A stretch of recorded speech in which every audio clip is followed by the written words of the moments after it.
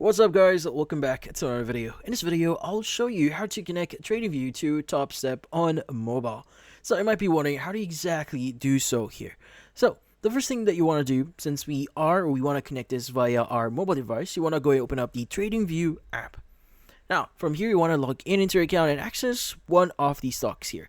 Now, in my case, maybe I want to open up Apple Inc. here as an example. And from here, let's go and click on the full screen icon so that we could see the whole chart here.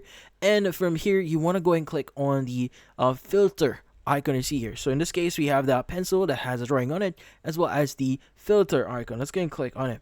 Now, from here, you want to go and choose the option here that says trade with your broker.